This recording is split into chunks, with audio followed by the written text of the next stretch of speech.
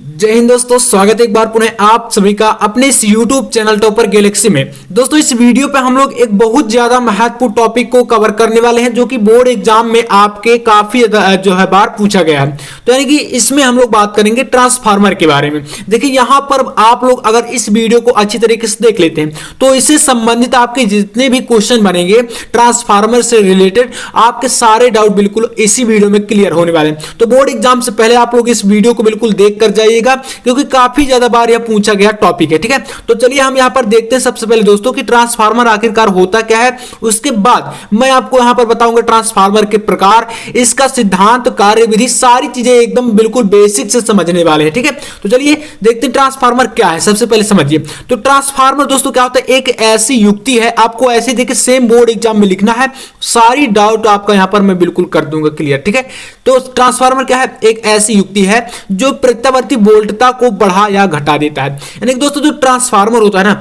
इसका क्या कार्य होता है, तो प्रत्यावर्ती वोल्टता को बढ़ाना या घटाना, यानी कि या तो बढ़ा देगा या तो घटा देगा। अब बढ़ाता कब है, घटाता कब है, इसके लिए आप लोग यहां पर ट्रांसफार्मर के प्रकार पढ़ेंगे। ठीक है, तो ये हमारा ये पहला क्लियर हुआ। इसके बाद देखिए यहां पर दोस्तों जो ट्रांसफार्मर है ये आपका कितना, दो प्रकार का होता है। एक पहला नंबर है आपका अपचाई ट्रांसफार्मर और दूसरा आपका होता है उच्चाई ट्रांसफार्मर। तो चलिए सबसे पहले दोस्तों हम लोग बात करते हैं अपचाई ट्रांसफार्मर की, है ना। तो चलिए देखिए अपचाई ट्रांसफार्मर क्या होता है। देखिए यहां पर हमने इसके जो डायग्राम बनाया है, आप लोग थोड़ा समझ लीजिएगा, अच्छी तरीके से देखना है चीजें। तो यहां पर क्या है, इसमें कहा गया कि अपचाई ट्रांसफार्मर जो है यह ट्रांसफार्मर प्रत्यावर्ती वोल्टता को घटा देता है। यानी दोस्तों मैंने यहां पर बताया था कि देखिए प्रत्यावर्ती वोल्टता जो होते घटाता या बढ़ाता, घटाएगा ये तो बढ़ाएगा, लेकिन जो अपचाई ट्रांसफार्मर है यह क्या करता है, प्रत्यावर्ती वोल्टता को दोस्तों घटाता है, घटा देता है ना। तो घटाता है किंतु धारा के मान को बढ़ाता है। ठीक है, तो ये आपका क्लियर हुआ। अगर जो वोल्टेज है, वोल्टता अगर घटेगी तो धारा का मान बढ़ेगा, और अगर धारा का मान बढ़ेगा तो वोल्टता घटेगी। ये एक दूसरे के क्या है, आपको यहां पर अपोजिट है। तो मतलब अपचाई ट्रांसफार्मर में क्या होता है, प्रत्यावर्ती वोल्टता घटती है और धारा बढ़ती है। ये दोनों जो आपके कंफ्यूजन होगी क्योंकि अपचाई और उच्चाई में यही दोनों का डिफरेंस है। अब देखिए यहां पर इसमें दोस्तों होता ही है, जो इसमें आपके यहां पर देखिए जो आपको पट्टियां दिख रही है ना, ये क्या होते हैं, पटलित कोण होते हैं। पटलित कोण का मतलब ये है कि जैसे हम बात करें फॉर एग्जांपल, हमारे पास जो है कई सारे पेजेस हैं। ठीक है, मान लीजिए हमारे पास ये एक यहाँ पेज है। अब इन पेजों को आप लोग कई सारे पेज लेकर एक दूसरे के ऊपर रख के मतलब एक प्रकार से इसके ऊपर जो है वार्निश का मतलब क्या होता है, इनको एक वार्निश कर दिया जाता है। जो आपके पटलित कोण होते हैं इनको मतलब रख के एक दूसरे के ऊपर पट्टियों को जो है चिपका दिया जाता है, एक लैंग्वेज में ये समझे तो ये आपका बन जाता है एक कोण, है ना। तो इस प्रकार से इसमें जो है ये क्या है, कुंडलियां लपेटी गई हैं। अब इसमें दोस्तों जो अपचाई ट्रांसफार्मर होता है इसमें जो प्राथमिक कुंडली होती है, ठीक है, तो जो यहां पर आपका प्राइमरी कुंडली होता है इसमें फेरों की संख्या अधिक होती है। ये एक डाउट है, तो ध्यान दीजिएगा जो अपचाई ट्रांसफार्मर है इसमें आपकी प्राथमिक कुंडली में फेरों की संख्या अधिक होती है दोस्तों, और जो द्वितीय कुंडली होता है इसमें फेरों की संख्या कम होती है। ये आप समझ गए। तो यहां पर ये डाउट आपका क्लियर हो गया होगा कि प्राथमिक कुंडली में फेरों की संख्या जो है अपचाई ट्रांसफार्मर अधिक होती है, और जो उच्चाई ट्रांसफार्मर होता है उसमें जो द्वितीय कुंडली मतलब यहां पर जो द्वितीय कुंडली होगी उसमें फेरों की संख्या अधिक हो जाएगी, यहां पर कम है। तो ये आपको यहां पर देख लेना, वैसे आपको चित्र में भी दिख रहा होगा। तो ये आपका पटलित कोण होगा, और बाकी यहां पर आपने देखिए कि वोल्टेज को घटा देता है और धारा को बढ़ा देता है। तो अपचाई आपका इतना ही करना बोर्ड एग्जाम में। बाकी इसके बाद हम बात करते हैं उच्चाई ट्रांसफार्मर की। देखिए उच्चाई ट्रांसफार्मर क्या होता है, तो यहां पर है कि यह ट्रांसफार्मर प्रत्यावर्ती वोल्टता को बढ़ा देता है किंतु धारा के मान को घटा देता है। देखिए हमने पहले क्या देखा था, हमने यहां पर देखा था कि प्रत्यावर्ती वोल्टता को घटाता है अपचाई ट्रांसफार्मर, लेकिन जो उच्चाई ट्रांसफार्मर ये क्या करता है, प्रत्यावर्ती वोल्टता को बढ़ा देता है। यानी कि एक दूसरे के क्या है, ये दोनों अपोजिट है। और ये क्या करता था, अपचाई ट्रांसफार्मर धारा के मान को बढ़ा देता था, लेकिन जो उच्चाई ट्रांसफार्मर है यह धारा के मान को घटा देता है। तो ये इसमें डिफरेंस है। अगर आप लोग दोस्तों एक को बिल्कुल क्लियर कर लिए तो दूसरा अपने आप याद हो जाएगा या तैयार हो जाएगा। जैसे इसमें आपका अपचाई जो अपचाई ट्रांसफार्मर था इसमें प्राथमिक कुंडली में फेरों की संख्या अधिक थी और द्वितीयक में कम थी, लेकिन जो आपका उच्चाई है इसमें द्वितीयक में अधिक है और प्राथमिक में फेरों की संख्या कम है। तो मतलब यहां पर आप ये समझ लीजिए कि एक आप तैयार करिए, दूसरा अपने आप तैयार हो जाएगा। इतना आप तो आप समझ गए। अब इसके बाद दोस्तों यहां पर बात करते हैं इनके जो है कार्य विधि की। तो यहां पर कार्य विधि यानी कि आखिरकार यह कार्य कैसे करते हैं यह भी तो हमें पता होना चाहिए। तो देखिए कार्य विधि यहां पर थोड़ा समझिएगा आप लोग। कार्य विधि में क्या है कि जब प्राथमिक कुंडली के सिरों के बीच, ठीक है, यहाँ पर जैसे आप एक को मानकर चलिए, हम लोग यहाँ पर जैसे अपचाई ट्रांसफार्मर को लेकर चल रहे हैं, तो यहाँ पर बताया जा रहा है, देखिए आपके सामने डायग्राम है। तो क्या है, कह रहा है कि जब प्राथमिक कुंडली के सिरों के बीच प्रत्यावर्ती बोल्टता लगाई जाती है, यानी कि जो प्राथमिक कुंडली इसके सिरे यहाँ पर ये है, ठीक है, एक आपका ये हो गया और ये हो गया, दोनों सिरे ये हैं। और कह रहा है कि जब इसमें क्या होता है, प्रत्यावर्ती बोल्टता लगाई जाती है सिरों के बीच, तो क्या होता है, तो उस कुंडली में प्रत्यावर्ती धारा बहने लगती है, यानी कि जिस कुंडली में प्राथमिक कुंडली में हम लगा रहे हैं, तो इसी में क्या होगी, प्राथमिक कुंडली में जो है आपकी धारा जो है बहने लगती है, प्रत्यावर्ती धारा। तो जब प्रत्यावर्ती धारा बहने लगती है प्राथमिक कुंडली में, तो क्या होता है, यह प्रत्यावर्ती धारा कोण में प्रत्यावर्ती चुंबकीय क्षेत्र उत्पन्न कर देती है। यानी जो आपका ये जो पतलित कोण होते हैं, पटलित कोण माने कि जो आपके यहाँ पर वार्निश करके चिपका के रखे गए हैं, जिन पर हम एक कुंडली लपेट रहे हैं, तो जब इस कुंडली में हम प्रत्यावर्ती जो है वोल्टेज लगाते हैं, तो यहाँ पर धारा प्रवाहित होती है, तो इसमें क्या होता है,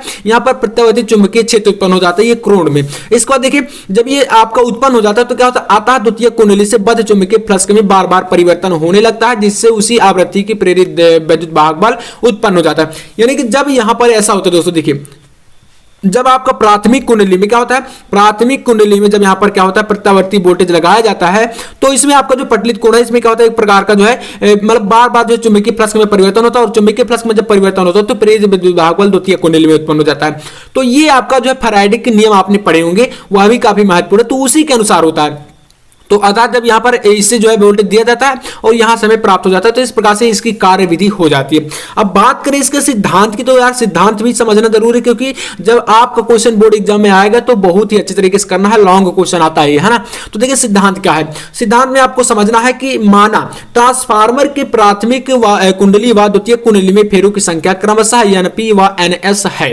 जैसे हमने यहाँ पर बनाया कि ये हमारा एक ट्रांसफार्मर है, ठीक है, तो यहाँ पर प्राथमिक कुंडली में फेरों की संख्या एनपी है, पी का मतलब प्राइमरी है ना, और यानी क्या होता है, फेरों की संख्या, तो मतलब यहां पर प्राथमिक कुंडली में फेरों की संख्या।